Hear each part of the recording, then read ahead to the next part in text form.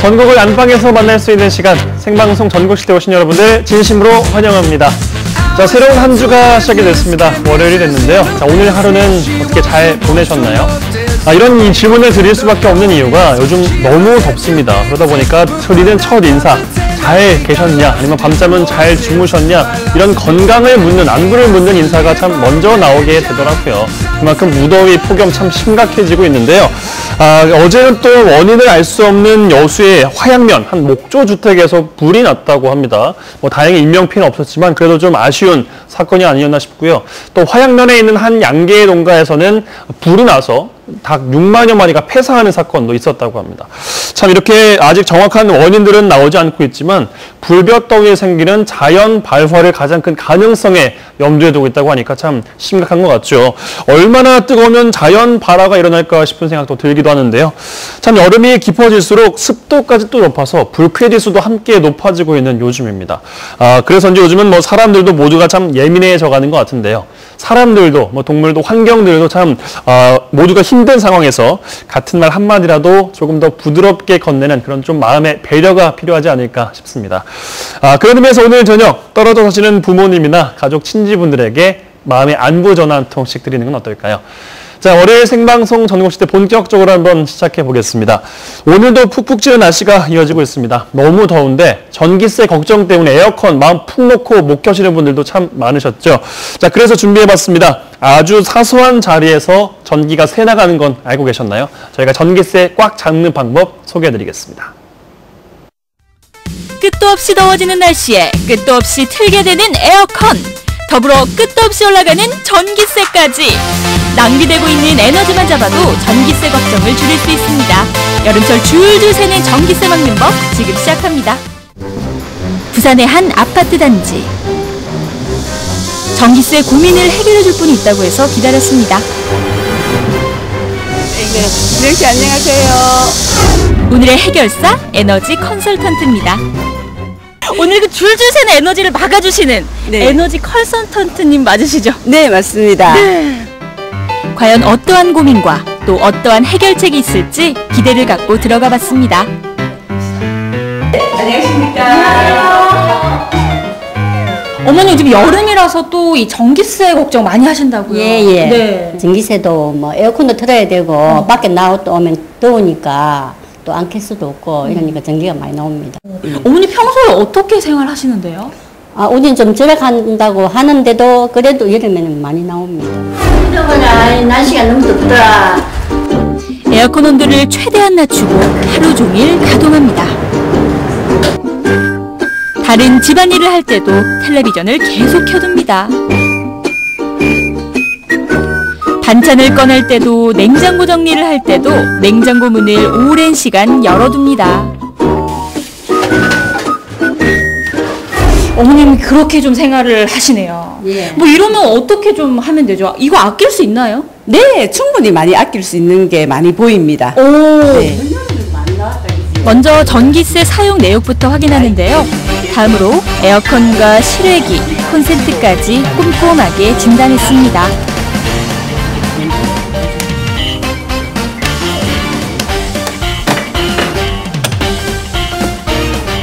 선생님 진단을 해보니까 어디가 좀 에너지가 새고 있어요? 에어컨이 역시나 많이 새고 있었습니다. 네. 그럼 이 에어컨 전기료를 좀 낮출 수 있는 방법이 있나요? 네, 당연히 있습니다. 네. 그 에어컨 온도를 적정한 온도로 지금 23도로 되어 있는데 26도에서 28도 사이로 설정해 주시면 에너지 소비량이 또 줄어들고요. 네. 그리고 그 앞에 선풍기가 지금 마주 안 보기는 이렇게 마주 보고 있는데 마주 보는 게 아니라 에어컨이 나오는 방향으로 선풍기를 놔두면 효과가 더 증대됩니다.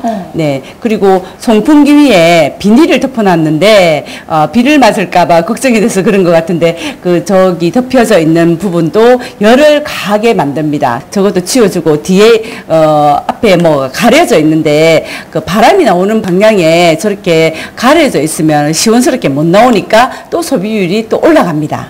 선생님 아까 이제 그 콘센트도 좀 살펴보셨잖아요. 네. 근데 우리가 생각했을 때 콘센트 무조건 꺼라 뭐 요렇게는 알고는 있는데 네. 이게 왜 그런 거예요? 모든 전자제품에는 그 소비 전력도 있고 대기 전력도 있습니다. 네. 네, 그래서 대기 전력을 차단하기 위해서 멀티탭을 꺼라고 아니면 코드를 뽑아라고 합니다. 그럼 모두 다 꺼야 돼요? 모두 다는 아니고 그림으로 전자제품 앞에 그림으로 나와 있습니다. 이렇게 동그란 원이 닫혀 있는 것은 대기 전력이 없고요. 원이 열려 있는 것은 대기 전력이 있는 경우입니다. 전원 버튼을 확인하고 대기 전력만 차단해도 전기세 폭탄을 막을 수 있습니다. 에너지 낭비의 가장 큰 주범인 대기 전력 꼭 기억하세요. 어머니 아까 전에 보니까 문을 장시간 열어놓고 네. 예, 그 음식을 꺼내던데 그것도 문제가 좀 됩니다. 문을 자주 여닫고 하는 것도 장기간 열어두는 것도 에너지 소비율이 올라갑니다. 예. 그리고 이 집에는 또 다른 문제점이 우리 그 냉장고에는 적정 온도라는 게 있습니다. 네. 여기는 마이너스 20도, 2도 이렇게 해놨는데 냉동실 온도는 적정 온도가 마이너스 17도이고요. 네. 네, 냉장실 온도는 4도. 마이너스 17도 네. 그리고 플러스 4도. 네네. 팁을 주자면 냉동실은 90% 이상 물품이 꽉 차가 있는 게 좋습니다. 만약에 그 넣어놓을 물품이 없으면 페트병에다가 물을 넣든지 아니면 빈통에다가 물을 넣어 안쪽에 얼려놓고 냉동실은 꽉 차가는 게 소비율을 낮추는 거고요. 냉장실은 60% 이하로 물품을 적게 넣는 게 좋은 겁니다. 최근 일반 가정에서도 태양광 패널을 설치하고 있는데요. 보통 30kW 기준으로 월 평균 전기세를 약 8,000원가량 줄일 수 있다고 합니다. 그래서 이렇게 근데 또 가정에서만 이렇게 또 좀 적용이 되나요? 상가 쪽에도 소비 전력을 줄일 수 있는 방법이 여러 가지 있습니다. 그 길로 알려주는 대로 가보도록 하겠습니다. 이번에는 전기세로 고민인 한 음식점으로 가봤습니다. 식사 시간이 지난 조금은 한가한 시간, 이곳에도 불필요한 에너지가 낭비되고 있었는데요. 선생님 지금 식사 시간이 지나서 손님도 별로 없는데 에어컨 계속 돌아가고 있어요. 네. 문제가 너무 많이 심각합니다. 너무 밝아요 또. 네네. 조명도 다 켜놓고 있는 상태라서 네. 빨리 가서 진단을 해드려야 될 것 같습니다. 그럴까요? 네. 가시죠. 식당 안에 들어서니 시원함을 넘어 조금 추웠는데요. 이곳에도 전기 에너지가 역시나 줄줄 새고 있었습니다. 곧바로 진단에 들어갔는데요. 전기세 고지서를 꼼꼼하게 확인하고 사장님의 고민까지 듣고 난 후 이제 에너지 컨설턴트가 나설 차례. 연간 100만 원대가 찾아내겠네요. 손님이 없는 시간에도 에어컨을 빵빵하게 틀었다면 온도가 이렇게 낮으시면 안 됩니다. 에어컨도 적정 온도가 있습니다. 26도에서 28도 사이가 최적 적정 온도입니다. 손님이 없을 때는 에어컨도 에어컨을 틀지 마시고 송풍 기능이나 제습 기능으로 돌렸으면은 에너지 효율이 더 높아지십니다. 껐다 켰다 보다는 송풍 기능을. 왜 이렇게 어둡지?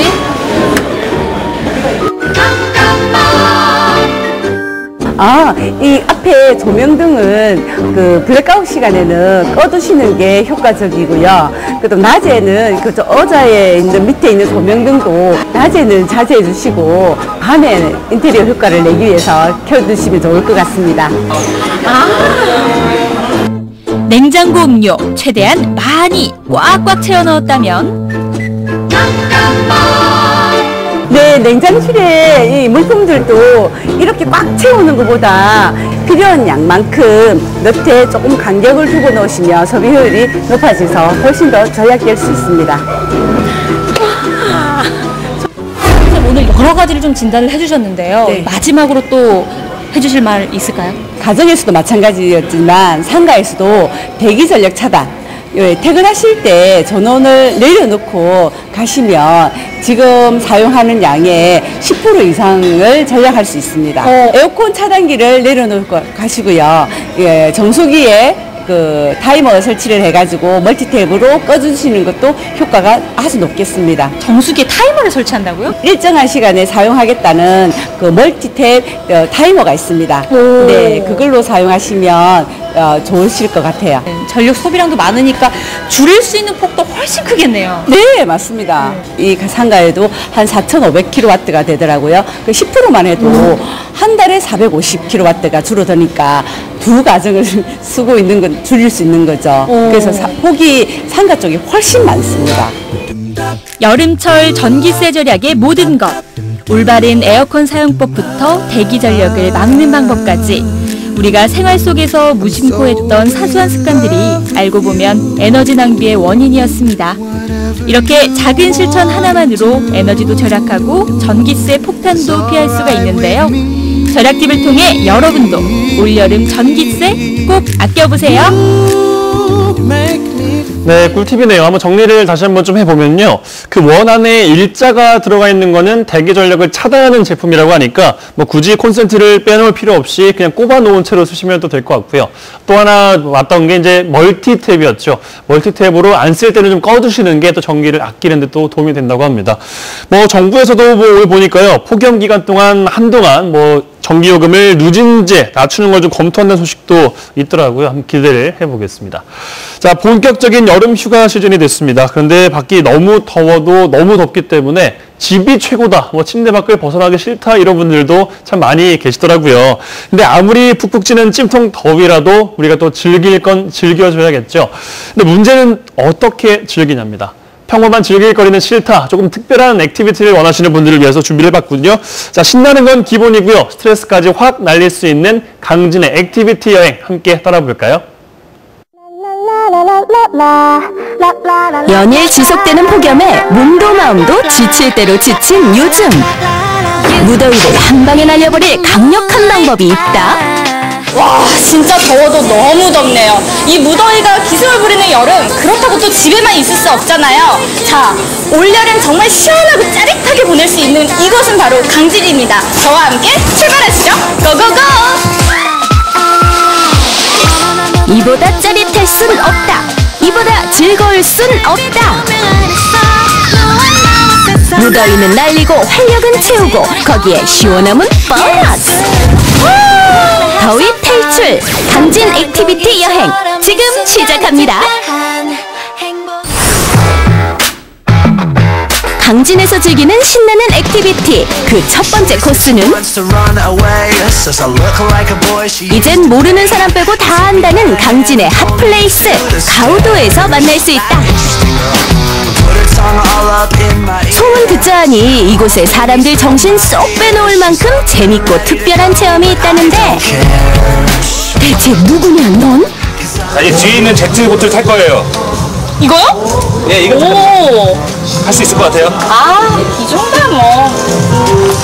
물에 젖진 않죠? 안 젖어요?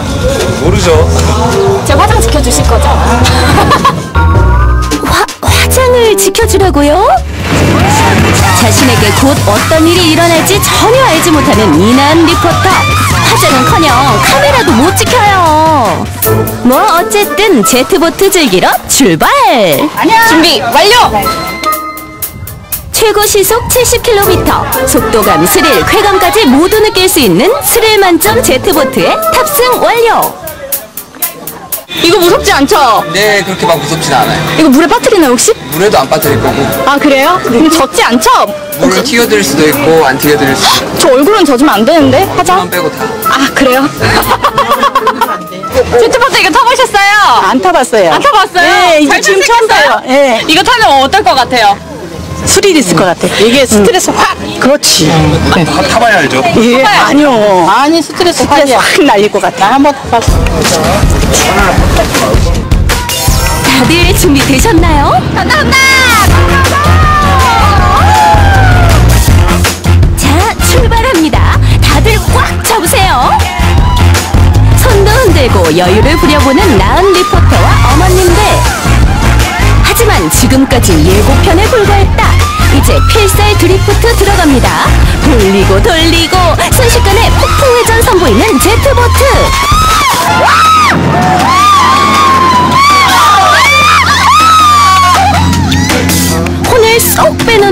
제트보트의 위력, 카메라도 고생이 많네요. 그나저나 이나은 리포터 괜찮아요? 화장시켜주지 못해서 미안해요. 아니 제 얼굴 지켜주신다면서요. 이게 뭡니까? 시집 다 갔습니다. 근데 진짜 너무 스릴 있고 스트레스가 진짜 확 날아가네요. 강추! 제트보트 타고 신나게 달려봤으니 이제는 쉬엄쉬엄 가볼까요? 이어지는 다음 코스는 바로 요트. 너무 좋다. 이게 바로 힐링이지. 망호 선착장에서 출발해 비례도를 지나 돌아오는 40분 코스의 강진만 요트 투어. 마치 영화 속 주인공이 된 기분. 요트 위에서 인생사진 남기며 특별한 추억을 만드는데요. 제트보트가 짜릿한 체험이라면 요트는 힐링 그 자체. 힐링이 별건가요? 이게 바로 힐링이죠. 정말 너무 시원하고 좋은데 아니 도대체 이 강진에 이렇게 좋은 요트가 언제 생긴 거예요? 예, 저희들 한 3개월 준비 기간을 거쳐서 이제 오픈한 지 한 달쯤 됐습니다. 예. 한 달밖에 안 됐어요. 오, 그런데도 이용객 수는 많나요? 네, 지금 계속 증가하고 있는 수준입니다. 예, 여러분들 편하게 오셔서 답답한 마음 바닷바람에 시원하게 돛을 펴고 달리는 요트를 타시면서 날려버리시기 바랍니다. 시원한 바람과 탁 트인 풍경, 남녀노소, 나이 불문 누구나 좋아하는 요트 투어. 그동안 쌓인 스트레스와 여름 더위를 날려버리기에도 충분한데요. 답답한 도심을 떠나 제대로 여유를 만끽하는 시간. 이 느낌 절대 놓치지 않을 거예요. 아니 좋다 완전 소리 지르시던데 계절이 어느 계절인 것 같아요? 이게 여름인데 이게 꼭 가을 계절 같아요. 너무 시원해요. 너무 시원해요. 네. 너무 시원해요. 놀러 오세요. 좋아요. 자, 그럼 요트 체험을 뒤로 하고 곧바로 다음 코스 즐기러 떠나봐야죠. 이제 앞에 했던 체험보다 더 스릴 넘치는 체험이 기다리고 있다고 하는데요. 지금 따라오세요. 더 짜릿하고 더 스릴 넘치는 액티비티를 즐기기 위해 도착한 곳은 가우도 정상에 우뚝 서 있는 청자타워. 아니 근데 너무 긴장한 거 아니에요? 잔뜩 굳은 얼굴에 긴장한 기색이 역력한 이나은 리포터. 이번에는 액티비티의 최고봉, 높이 15m, 길이 1000m, 바다 위를 가로지르는 특별한 경험. 국내 최장의 해상 집트랙이 딱 기다리고 있는데 나은 리포터 긴장 풀어요. 지금 마음이 어때요? 이제 곧 탈 건데? 조금 떨려요. 떨려요? 잘 탈 수 있을 것 같아요? 저 원래 고소공포증이 있는데 우리 아들이 조금 있으면 군대를 가요. 그래서 추억도 만들 겸. 어머님은 진짜 너무 긴장 많이 한 것 같아요. 저는 이런 거 좋아해갖고 너무 설레고 가슴에 콩나물가 뛰면 신나요. 너무. 신나요? 네. 파이팅! 아들을 위해서라면 고소공포증도 두렵지 않다. 우리 어머니 잘 타셨어요? 나 눈 감고 왔어. 전혀 뭔가 없어 나는. 예리나 싶게. 자, 다음 선수 이나은 리포터 입장. 생각보다 높은 높이에 당황한 것 같은데요. 제가 지금 세 번째 원래 짚라인 타는 거거든요. 근데 이거 바다 위에서 타는 건 또 처음이라서 나 지금 멘트를 못하겠네. 너무 떨려요. 긴장되고. 잘 탈 수 있겠죠? 자, 호흡 가다듬고 드디어 출발. 바다 위를 가로지르는 짜릿한 경험 함께 느껴보실까요?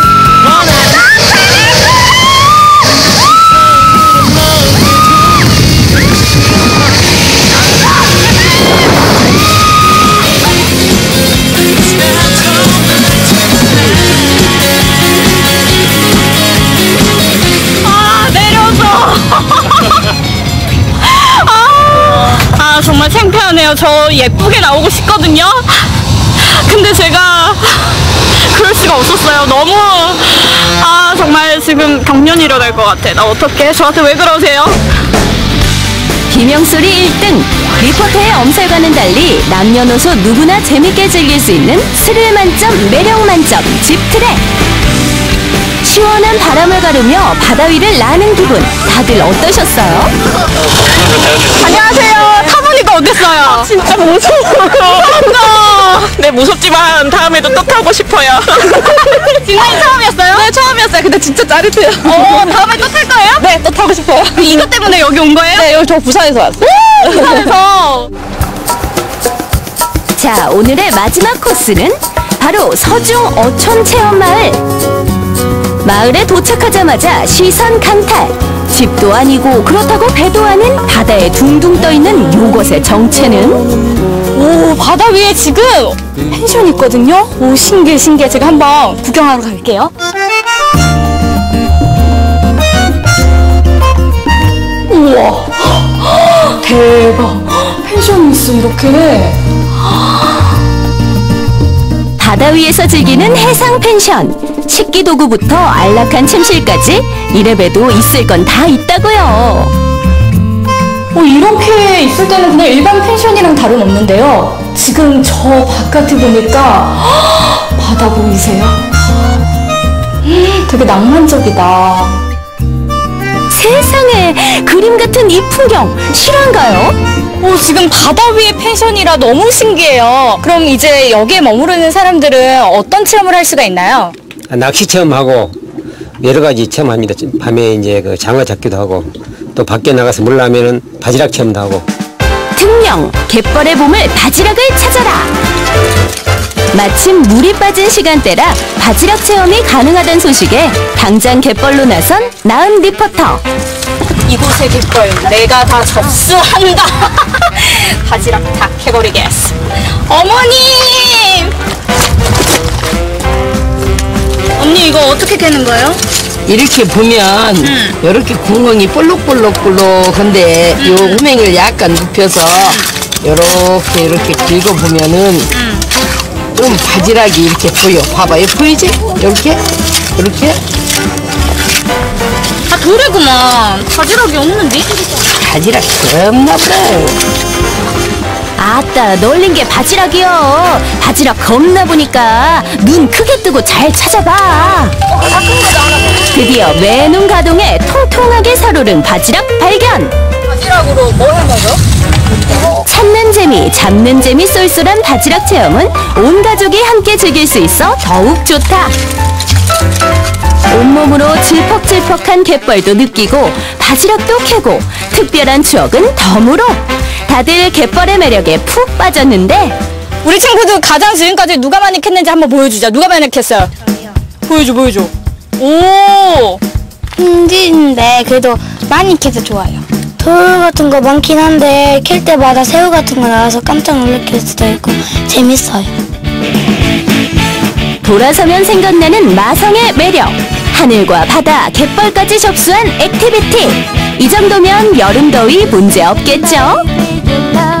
와, 제트보트, 집트레, 여기 갯벌 체험까지 오늘 하루 정말 아주 시원하고 즐거운 여행이었습니다. 여러분도 이곳 강진에서 올여름 시원하고 스릴 있게 보내보세요. 평범한 건 싫다. 지루할 틈 없는 특별한 여름을 보내고 싶다면 정답은 액티비티. 신나고 짜릿한 액티비티와 함께라면 여름도 두렵지 않다. 이 모든 걸 누릴 수 있는 강진으로 지금 달려가 보아요.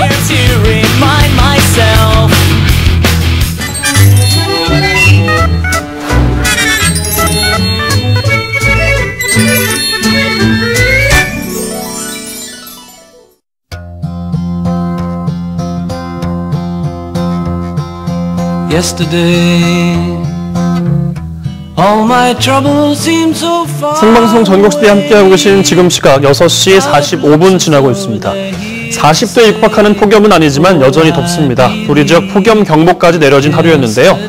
더위는 그대로인데 습도는 더 높아져서 불쾌지수가 높아지고 있습니다. 내일은 가을에 들어선다는 절기 입추입니다. 지역에 따라서 곳곳으로 소나기가 쏟아지겠고 찜통더위는 계속됩니다. 당분간 폭염이 지속되는 만큼 건강관리 유의하셔야겠고요. 내일도 우리 지역 미세먼지는 전 권역 좋음에서 보통으로 예상됩니다.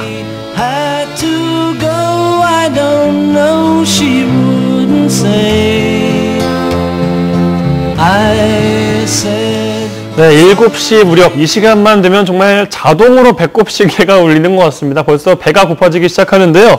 자, 지금은 요리의 진미를 소개해드릴까 합니다. 바로 우아한 한 끼의 시간인데요. 자, 오늘은 동서양의 특별한 소고기 요리를 준비해봤습니다. 예전에 혹시 이런 유행어 기억나시는지 모르겠어요. 돈 벌어서 뭐 하겠노, 소고기 사 먹겠지, 기억하시죠? 자, 그만큼 소고기는 한국인들 모두가 사랑하는 음식이자 음식이었습니다. 물론 지금도 그런데요. 오늘은 어떤 소고기 요리가 또 우리를 자극할지 기대가 됩니다. 지금 함께 맛보시죠.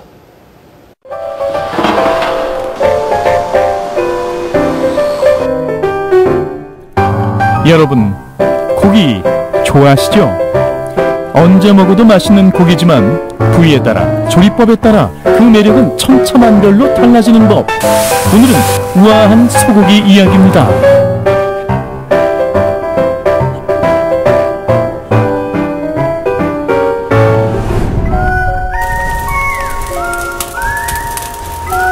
바라보기만 해도 후끈한 가마솥. 첫 번째 요리가 바로 이 안에서 탄생합니다. 지금 곰탕 끓이고 있는데요. 여기다가 사고를 넣고 한 이틀 동안 푹 고아서 육수를 우려내야 이게 진정한 이게 곰탕이 되거든요. 그래서 지금 열심히 끓이고 있는 중입니다.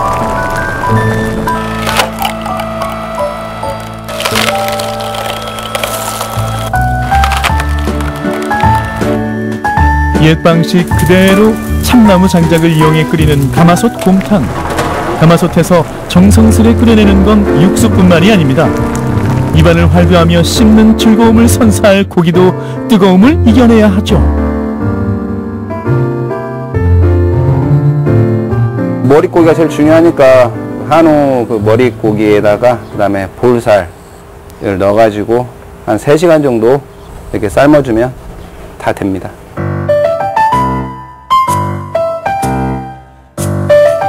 고기 손질부터 끓이는 과정, 그 다음에 곰탕이 완전히 만들어지는 그때까지 하나에서 열까지 모두 다 수작업으로 열심히 이게 정성을 들여서 하고 있습니다.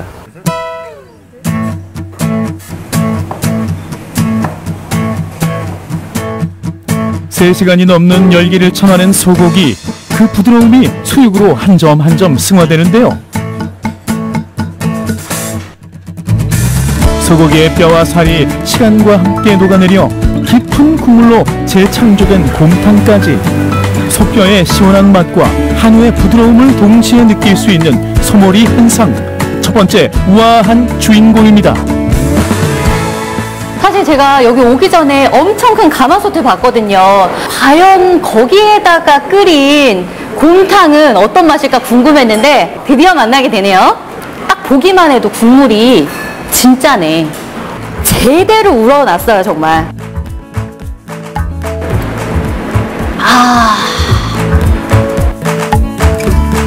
뽀얀 국물 속에 몸을 던진 하얀 쌀밥.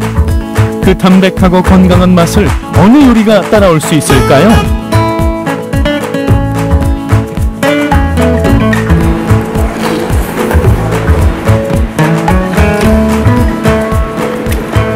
제가 처음에는 너무 맛있어서 엄청 정신없이 먹었는데 이 먹을수록 국물에서 느껴지는 그 한 땀 한 땀 정성 있잖아요. 그런 맛이 느껴지니까 천천히 먹으면서 그 맛을 좀 음미해줘야 될 것 같아요.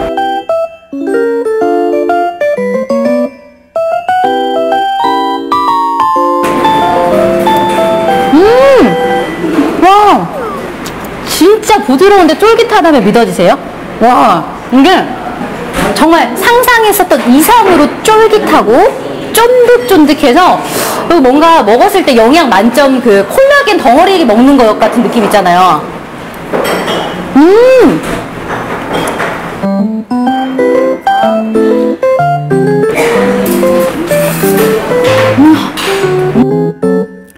소고기가 지닌 단백질 듬뿍, 뼈를 오랜 시간 구워낸 칼슘도 듬뿍. 여름철 기력 돋우는데 최고로 꼽히는 음식입니다.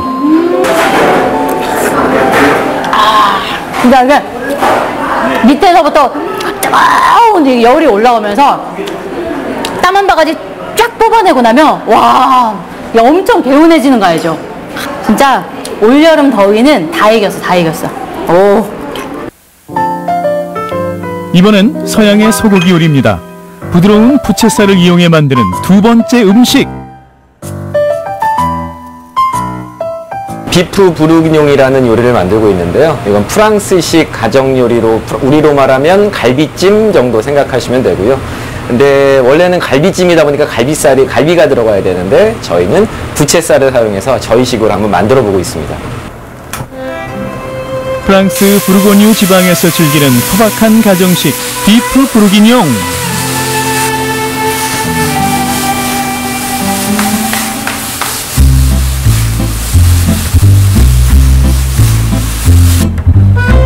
한국에 찌개가 있다면 서양엔 스튜가 있습니다. 비프 부르기뇽도 스튜의 한 종류인데요. 각종 채소와 토마토 페이스트 그리고 프랑스인들의 소울푸드 와인으로 소스를 만들어주죠.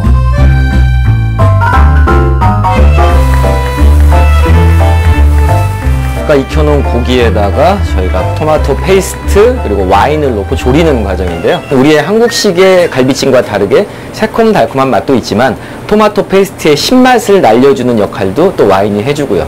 소고기의 뼈와 그리고 소고기를 함께 넣어서 끓여내는 그 비프 스탁을 넣게 되면 훨씬 더 풍부한 맛과 깊은 맛을 낼 수 있어서 저희가 비프 스탁과 함께 와인을 넣고 약 2시간 정도 조리는 과정으로 지금 하고 있습니다.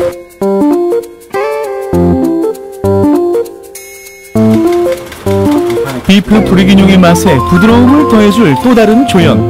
감자에 우유와 버터, 소금을 넣어 만든 매쉬드 포테이토입니다.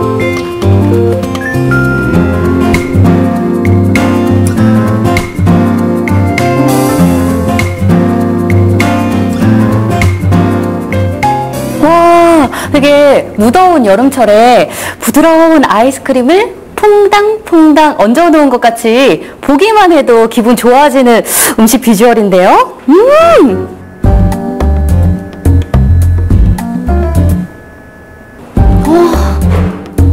냄새도 부드러워요. Je suis le plus beau du quartier. Je suis le bien-aimé. Dès qu'on me voit. 저는 고기를 너무 좋아해가지고 갈비찜 평소 많이 먹는데 양념 맛이 조금 강하게 느껴지기도 하잖아요. 그래서 갈비찜 먹고 이렇게 밥 먹고, 이거는 고기에 은은하게 배어진 채소의 달콤함이라든지 토마토의 그 새콤함, 그래서 먹었을 때 고기의 맛에 더 집중할 수 있는 것 같아요.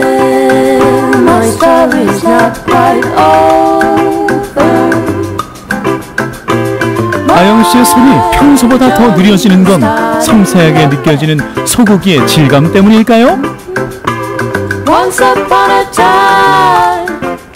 저는 원래 음식을 평소에 빨리 먹는 스타일인데 이거는 그냥 은은하게 천천히 음미하면서 내 입에다 계속 머물게 하고 싶은 거? 와, 나는 프랑스 사람들이 왜 음식을 천천히 먹는지 이제 알 것 같아요. 천천히 누군가하고 얘기하면서 즐기고 싶은 음식. 너무 기분 좋아지는데? 고기가 어떻게 이렇게 부드럽지? 이 고기의 부드러운 육즙이 입에 팍 터지는데, 와, 입안에 들어왔을 때 기분 좋은 캉캉춤을 딱 연상하게 한다면 포테이토가 딱 그 뒤에 들어와서 우아한 발레처럼 뭔가 부드럽게 제 입에서 춤을 추고 있는 것 같아요. 고기 깊숙이 배어있는 와인의 풍미에 푹 빠져든 아영씨. 한낮에 프랑스 거리에 앉아있는 듯한 표정이네요.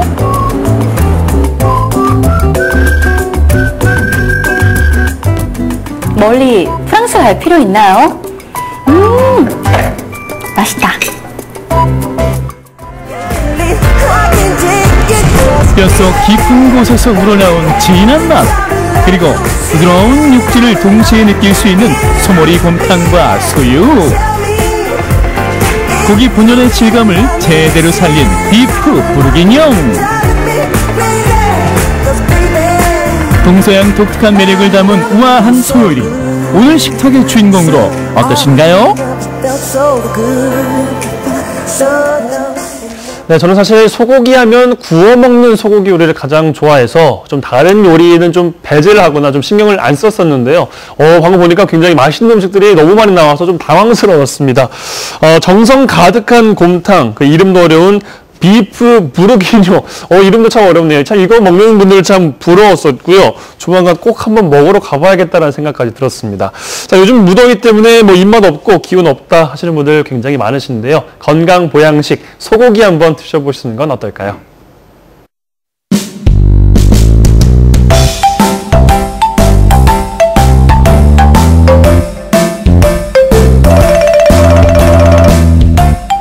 네, 전남 도청이 무안으로 이사를 간 지가 벌써 13년이나 지났습니다. 그런데 우리 지역에서는 도청이 서부권에 있다 보니까 좀 접근성이라거나 좀 가기가 굉장히 힘든 것이 사실이었었는데요. 뭐 민원 업무를 보더라도 무안까지 가야 되는 불편함도 함께 겪어야 됐었죠. 그래서 설치된 기구가 바로 전남도청 동부지역본부가 있습니다. 오늘 저희 정시대 톡톡 반갑습니다 시간에는 전남 동부지역 본부가 하는 일과 역할들에 대해서 이야기를 나눠보겠습니다. 전남도청 동부지역본부 송경일 본부장님 스튜디오로 모셨습니다. 본부장님 안녕하세요. 안녕하십니까. 네. 자, 전라남도 동부지역본부가 뭐 어떤 곳인지 혹은 있는지도 모르셨던 도민분들도 굉장히 많이 계실 것 같은데요. 동부지역본부 좀 소개가 필요할 것 같습니다. 네. 저는 전라남도 동부지역본부장 겸 환경국장을 맡고 있는 송경일입니다. 전라남도 동부지역본부는 순천시 연양동에 위치해 있습니다. 기존 동부 출장소가 있었습니다만은 2014년 8월 달에 동부지역본부 겸 환경국으로 승격이 되어서 현재 동부총무과, 물환경보존과, 환경관리과 등 3개과 11개 팀 67명이 근무하고 있습니다. 예. 동부지역본부는 여수, 순천, 광양시, 그다음에 곡성, 구례, 고흥, 보성 등 동부권 7개 시군의 민원 업무를 관할하고 있습니다. 네. 또한 전라남도 환경국으로서 물관리를 비롯한 상하수도 업무, 그다음에 미세먼지 업무, 그다음에 자연 생태 관리 등 도 전체 22개 시군을 관할하고 있습니다. 네. 참고로 동부권은 도 전체 면적의 35%, 네. 그다음에 인구는 도 전체 인구 47%인 약 89만 명이 거주하고 있어서 행정 수요가 많은 곳이기도 합니다. 그렇죠. 말씀하셨던 것만큼 이제 전남 동부권의 인구도 그렇고 면적도 그렇고 전남도에서 굉장히 중요한 의미를 갖는 곳이 동부지역이 아닐 수 없는데요. 말씀하신 것 중에 이제 뭐 민원이라던가 환경적인 업무를 담당한다고 하셨는데 조금 구체적으로 들어가서 어떤 일들을 좀 동부지역 본부에서 해나가는지 좀 궁금한데요. 예, 도청의 이청사에 걸맞게 동부권 지역민들과 소통을 활성화하고 도정 소식을 신속 정확하게 홍보를 하고 있습니다. 네. 특히 무안에 소재한 도청에 가지 않고도 민원 처리가 가능하도록 다양한 면허 서비스를 제공하고 있습니다. 네. 또한 요즘 대두되고 있는 기후변화 대응과 미세먼지 저감 대책, 그다음에 저희 도내에 소재하고 있는 영산강, 섬진강, 탐진강 등 도내 주요 3대강 수질 개선 등 쾌적한 생태 환경과 건강한 물 환경을 조성하고 있기도 합니다. 예. 뭐 도청까지 굳이 가지 않아도 뭐 워낙에 이제 무안이 멀다 보니까 예. 뭐 가지 않아도 순천 안에서 여러 가지 이제 민원 처리가 가능하다라는 말씀을 좀 해주셨는데요. 자, 이제 모르고 민원 때문에 뭐 도청까지 가는 우리 도민분들 혹은 시민분들도 계실 것 같고요. 예. 홍보가 조금 더 필요할 것 같습니다. 예. 근데 수치를 이제 말씀하시니까 상당수의 민원들을 좀 처리한 거라고 좀 말씀하셨던 것 같은데 어떤 민원들이 주로 좀 이루어지고 있나요? 네, 주요한 민원은 요양보호사, 예. 그다음에 주택관리사, 그다음에 산림기술사 등 자격증 발급 업무가 대부분을 차지하고 있습니다. 예. 이외에도 문화재 수리업, 전기공사업 등록, 그다음에 환경 관련 배출시설 설치허가 등이 있습니다. 예. 민원 처리 현황을 보면은 14년도에는 1,700건에 불과했던 것이 작년 말 기준으로 4,900건으로 개청 전과 비교해서 무려 193% 증가했습니다. 2014년이 1,600여 건, 작년에는 4,900여 건. 확실히 있고 난 전후가 굉장히 차이가 많이 날 정도로 진작에 좀 있었으면 어땠을까 하는 또 생각도 들고요. 이렇게 도민들에게 좀 기대 속에 전남도 동부지역 본부가 개청이 된 지 만 4년이 다 돼가는데요. 그동안 참 많은 일들이 있었을 것 같습니다. 그동안에 좀 성과, 뭐 자랑할 만한 게 좀 있을까요? 예. 우리 동부권에 거주하시는 도민들의 불편상을 해소하는데 주안점을 두고 소통 시책을 추진해 왔다고 말할 수 있습니다. 예. 첫째, 주민들의 민원 불편 해소를 위해서 민원 사무를 종전 23종에서 136종으로 확대해서 지금 하고 있고요. 네. 또 자격증 발급을 위해서 순천대학교 등 현장을 직접 방문해서 처리를 해주고 있습니다. 예. 둘째로는 동부지역 도정자문협의회를 구성해서 생활 현장의 불편, 애로사항 등을 청취하고 각종 민원사항을 해결했습니다. 예. 문화소통 시책으로 농어촌 지역으로 찾아가는 열린 강좌하고 청사회의실을 갤러리로 활용해서 지역 작가 작품 전시회를 개최하는 등 활동을 다양하게 펼치고 있습니다. 또한 서민 배려 시책으로 장애인, 노약자 등 환경 분쟁 무료 상담을 처리하기도 했습니다. 또한 취약계층 가구와 사회복지시설 22개소를 대상으로 노수도관까지 무료로 처리를 해줬습니다. 예. 이 밖에도 나눔 봉사활동과 쓰레기 분리배출 환경 캠페인 등 따뜻하고 깨끗한 동부 지역사회를 만드는 데 앞장서 왔다고 할 수 있습니다. 네, 참 많은 일들을 하는 곳이 전남 동부지역 본부인 것 같습니다. 어쨌든 이제 민선 7기가 새롭게 얼마 전에 출범을 했죠. 새로운 판이 짜여진 만큼 전남 동부권에 대한 기대감도 굉장히 크게 작용하고 있는데요. 민선 7기에서는 또 어떤 계획들이 이루어지고 있는지 굉장히 궁금한데요. 예, 민선 7기 김영록호가 출범하면서 도의사께서는 내 삶이 바뀌는 전남 행복시대를 도정 목표로 정하고 예. 현장 소통 도지사 또 도민 제일주의를 표방하는 도백이 될 것이라고 말씀하셨습니다. 우리 동부지역본부도 이러한 도정 방향과 목표에 부합하도록 도민 최우선 행정과 도민 제일주의의 깨끗한 환경 보존을 강화해 나갈 계획입니다. 네. 우선 생활 현장과 산업 현장을 찾아서 어려움을 해소해가는 동부권 유관기관 협의회를 보다 활성화해 가겠습니다. 또한 깨끗한 물과 안정적인 하수 처리 등 행복한 환경복지 실현을 위해서도 최선을 다하겠습니다. 또한 해양 기상 이변 등 기후변화에 능동적으로 대처할 수 있도록 여수 엑스포 부지 인근에 국립 여수 해양과학관 건립을 추진하겠습니다. 예. 또한 고농도 미세먼지 발생 시에는 긴급 저감 조치를 시행하고 어린이하고 고령자 등 취약계층의 미세먼지 마스크, 그다음에 공기청정기 보급 등 우리 도 자체 미세먼지 대책을 적극 강구하겠습니다. 네. 아울러 3대 강, 아까 말씀드린 3대 강의 수질 개선과 현재 88%인 상하수도 보급률을 92%까지 2020년까지 향상시켜 나가고 소각, 매립, 재활 등 시설을 확충해도 힘써 갈 계획입니다. 예. 네. 말씀하신 것처럼 이제 동부지역본부가 각종 민원과 환경 문제에 좀 집중이 돼 있다 보니까 그와 관련된 좀 대책들이 많이 언급이 된 것 같은데요. 또 얼마 전에 우리 지역 순천에 있는 생태자원들이 세계적으로 인정을 받는 일들이 있었어요. 네. 지난 7월 25일 날 순천시 전역이 유네스코 생물권 보존지역으로 인정됐습니다. 그렇죠. 핵심 구역은 순천만 습지, 그다음에 국가정원, 네. 동천하구, 조계산 도립공원 등이 되겠습니다. 북한에 있는 금강산도 이번에 같이 지정이 됐는데 예. 한국에서는 설악산, 제주도, 그다음에 신안 다도해 등에 의해서 6번째로 유네스코 생물권 보존지역이 되었습니다. 네. 또 이에 앞서서 지난 4월 17일에는 우리 도의 화순, 담양을 포함한 무등산권이 유네스코 세계 지질공으로 인정되어 7월 10일 날 비전 선포식을 가진 바 있습니다. 네. 유네스코 세계 지질공원으로 이제 인증이 되게 되면 어떤 관리나 이제 보호를 받게 되는지 그 다음이 좀 궁금하더라고요. 네. 다양한 대우 시책이 있는데요. 네. 무등산권 세계 지질공원의 지질학적 중요성뿐만 아니라 생태학적, 고고학적 가치를 국내에 이렇게 표방해서 생태 문화 관광 활성화와 일자리 창출 등 지역 경제에 많은 도움이 될 것입니다. 예. 세계적으로 인정받는 우리 지역의 소중한 생태 자원을 앞으로 더욱 체계적으로 보존하고 관리해 가도록 하겠습니다. 예. 알겠습니다. 민선 7기 조직 개편이 지난 2일 단행이 된 걸로 알고 있습니다. 네. 동부지역 본부의 기능에는 뭐 말씀하신 것 외에 변화가 따로 있을까요? 네, 사장님께서 말씀하신 대로 지난 2일자로 조직 개편이 있었는데요.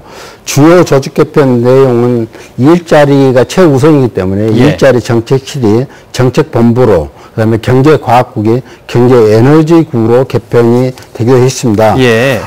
우리 동부지역본부도 우선 기능이 더 확대가 됐습니다. 기존 동부지역본부 겸 환경국은 이번에 산림 기능을 추가해서 환경산림국으로 보강되었습니다. 따라서 과체계는 운영지원과 기후생태과 물환경과로 바뀌고 산림 업무 역시 산림보전과와 산림휴양과로 개편돼서 5과 17개 팀 정원 98명이 이렇게 기능이 확대되기도 했습니다. 네. 이렇게 뭐 동부지역 본부의 조직이 이제 확대가 되면 본부장님이 더 바빠지실 것 같고요. 더 힘드실 것 같은데요. 동부권 주민들의 혜택은 뭐 그만큼 힘드신 만큼 더 생긴다고 봐야겠죠. 예, 그렇습니다.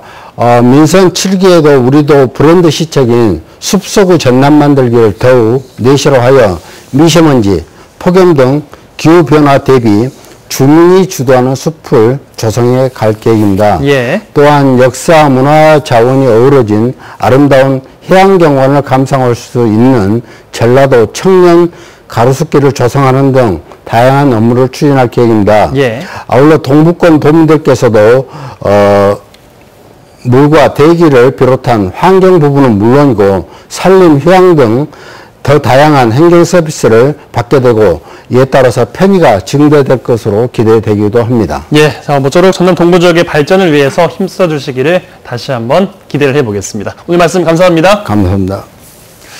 자, 생방송 전국시대 월요일 준비한 순서는 여기까지입니다. 저는 내일 다시 돌아올게요. 안녕!